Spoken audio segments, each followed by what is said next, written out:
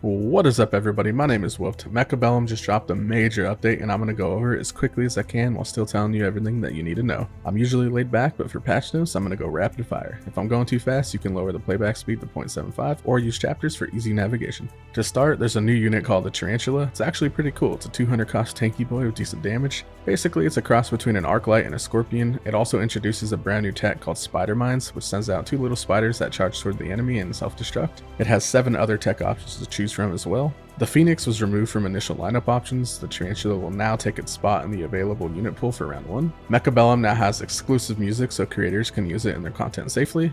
A reconnection feature has been added to the game, so if you crash during a match, you'll have about a minute and a half to reconnect. There's a huge overhaul to the replay system. You can now skip rounds. It'll make analyzing games that much easier. What is really interesting though is that when you're watching a replay, you can take over at any point, meaning if you lost a game and you want to see if a different strategy would have worked better, you can load up the replay and try it, and to me this is a fantastic feature, a job well done by the devs for sure. And also, all games from tournaments are available to download. For balance adjustments, quantum reassembly on the Phoenix had its cost lowered from 300 to 200, and not many people use this technology. I think it has some play if you're flanking. It's a winner, but not too much of an impact. The Fortress had its HP lowered by 3% or 1400 health. The anti-air barrage was decreased by 1 square from 180 meters to 170. The cost of barrier was increased from 300 to 400, which is a pretty big nerf. Double shot now costs 150 instead of 200. Overall, the Fortress is a loser this patch, mostly because the cost of barrier increased by 100. Vulcan's attack is increasing from 90 to 93, which is a 30 damage per second buff. Its rotate speed is increasing by 10 degrees. And it now shoots 25% faster. Overall, I think Vulcan was already strong. I think it's absurd that this giant robot can shoot halfway across the map, and launch oil, and launch firebombs, and do percentage damage over time. I don't think this buff is needed. I wholeheartedly disagree with Vulcan having crazy attack range in general. However, they have access to statistical data, and my experience is just anecdotal. This is a decently sized buff given how small incremental changes can compound to create a significant impact.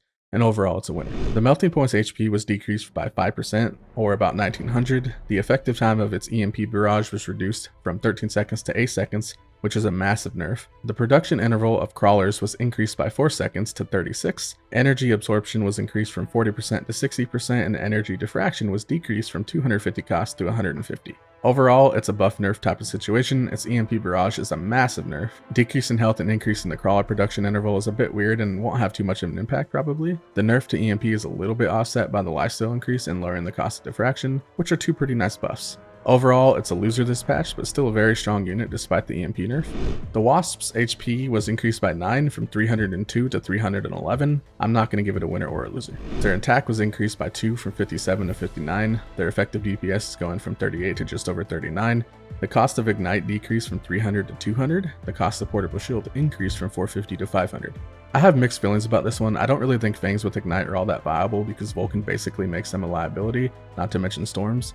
That being said, if you have the right situation, Ignite being 100 cost less is actually a pretty nice buff. I'm not entirely sure why the cost of shields was increased. Overall, it's a buff nerf for me, but still a loser. The damage increase is basically negligible. Ignite is a buff, but very situational, and the shield increase is definitely a nerf. The high explosive ammo tech on the Overlord had its splash range bonus increased from 5 meters to 7 meters, but the cost increased from 100 to 200 supplies. So basically, the splash range increased by 1/5 of 1 square while the price doubled. Massive nerf to the tech, and it's a questionable change in my opinion, but probably won't have that much of an impact overall. Still a loser though. Armor piercing bullets on the Sledgehammer is having some pretty interesting changes. Its cost is going from 200 to 250. Its attack increase is going from 150% to 200%, and its attack interval is going from 20% increase to a 30% increase, meaning it's going to attack at a slower rate. If we do the math, the old version of AP Bullets had a DPS of 169 per Sledgehammer. With the new version of AP Bullets, its DPS is now a little over 207. In other words, for 50 more supplies, you're raising your DPS by 38 per Sledgehammer. So overall, if you want to tech into AP Bullets, you'll raise your DPS from 540 to 829 per squad, a difference of about 289 damage for 250 supplies. Not worth it in my opinion, but to each their own. I think it's a loser. Charge Shot is going from 300 supplies to 200 supplies. For 200 costs, you raise your DPS from 355 to 790. This is a massive buff in my opinion. I'm sure some of you think the increase in attack interval makes it too slow to use, and you're not entirely without merit, but I mean, it's going from an attack interval of 1.1 to 1.49. Yet its damage is going from 391 to 1173. I feel like that absolutely can be viable in some situations, and in my opinion, it's a huge buff. I give it a winner. The high explosive ammo attack's reduction on the war factory is decreasing from 40% to 30%, and its splash range bonus increased from 5 meters to 7 meters. The cost is also increasing from 150 to 200. So overall, for 200 supplies, you'll decrease your DPS by 1140, but you'll gain 7 meters in splash range for a total of 11.5 to 12 meters, which is pretty significant. In my opinion, this is less of a buff and more of a, oh yeah, I forgot this tech even existed, maybe it's worth checking out. Neither a winner nor a loser. The high explosive ammo's attack reduction on the Wraith decreased from 40% to 30%, small buff, barely a winner. The larva's HP from a Sandworm increased by 958 or 20% per larva. I like it. Decent buff, winner. So that's it for the units. Now for the equipment, and guys, there's some crazy changes. Laser sights had its range decreased from 35 meters to 20 meters. Its level went from 3 to 2. It's a major nerf, but not a major impact, as it's still a solid item to choose. Improved firepower control system's attack increase went from 100% to 70%, but its cost lowered by 50. It went from level 3 to level 2. I hate to admit it, but I think this is a good change. Amplifying core is going from 60% attack bonus and HP bonus to 50%. It's a nerf, but it's still good. Heavy armor's HP bonus is going from 100% to 80%. It's a slight nerf, but it's still very strong. Super heavy armor's HP bonus is going from 200% to 150%, and its cost is lowering from 300 to 200. Probably a good change. Photon coating is going from level 2 to level 1, and honestly I don't really care too much about it. Advanced firepower control system was removed, 2 thumbs down, although just between us I think it's actually a good move by the devs. So moving on to variants. Assault Stormcaller's HP bonus increased from 250% to 350%. I'm not sure how much this will be selected, but I guess it's interesting.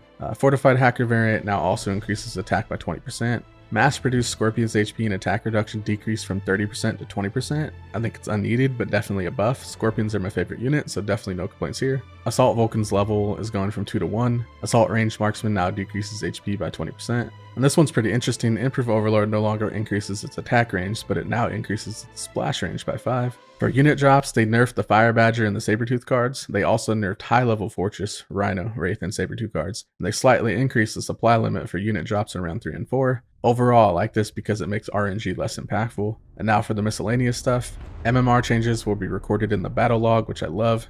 And they also fixed a few small bugs. You guys are awesome. This patch is awesome. Consider liking and subscribing if you want to see more Mechabellum updates in the future or subpar 1v1 rank gameplay. Now get out of here and go play, you rascals.